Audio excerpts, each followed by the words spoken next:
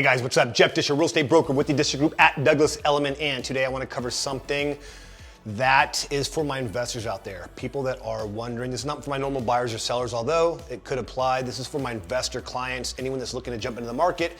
People that have been doing flips like myself for the last 2-3 years, and now the margins are hard to make work. The market prices are softening, rates are going up, buyers are slowing down. So it's kind of hard to do flips. You got to get the property for the right buy. I'm not saying they're not there. We're still doing them, but the numbers have to work, and it's hard to calculate numbers in a depreciating market. So we're still doing them. However, we started looking around and looking outside the box at how can we make investments work in this type of market? What are people looking for? Do they still want brand new homes? Do they still want new construction? Is there still a supply issue? Yes, there is. So if you remember my video I dropped a couple weeks ago on a project that I'm doing currently with my partner down in Imperial Beach, we bought a house on a lot, we're scraping the house and we're subdividing that lot. And I talked about SB9 lot split, which is what I'm going to talk about today. And what that is it's a new law that was passed on January 1st, 2022.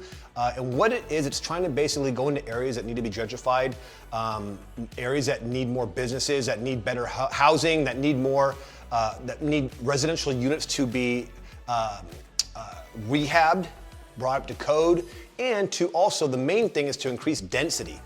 So let me go over a couple of the main points of this new SB 910 lot split. And if you have any questions, again, you can always reach out to me. I'm gonna kind of brush the surface of the SB9. So if you have any additional questions, I'll be more than happy to sit down with you and go over it. And again, I'm in the process of doing it right now. We're the only and the first person that's attempting this in Imperial Beach. It's a very new system that they're using, and so IB doesn't know how to do it, so we're working with them to do it. However, let's jump into it. I want to talk about some of the requirements that you need to be aware of when looking for an SB9 lot split qualified property. Check it out. First of all, it has to be residential use only. So, zoned, SFR, RS, it has to be zoned in a residential area. Second thing would be, if you do buy the property and you lot split it and you build additional units, you must, as the owner, live in one of the units, occupy one of the units for 3 years minimum.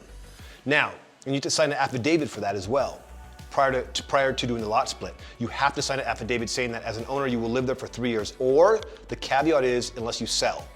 So what you can't do is buy the property, split it, build, and then hold it as an investment, unless you're gonna live in one. You have to sell it or live in one for at least 3 years.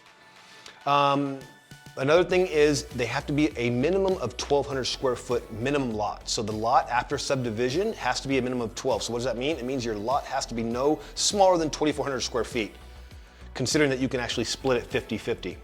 So let's jump into that. The split size has to be between 40 and 60, 40 and 60 being the max, meaning that if you split a lot, that 40% has to equal 1,200.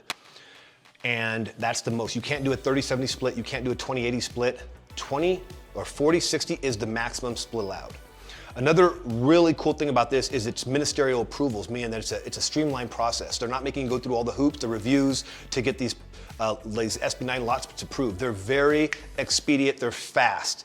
The one that we're doing right now is gonna cost us about little under 10 grand. It's gonna take about 3 months, but we still have to go through all the process with the city, with our elevations and our drafts to make sure it works. Another thing is that there's only certain areas that are allowing these SB9 lot splits. There is a map. If you want the map, let me know, message me.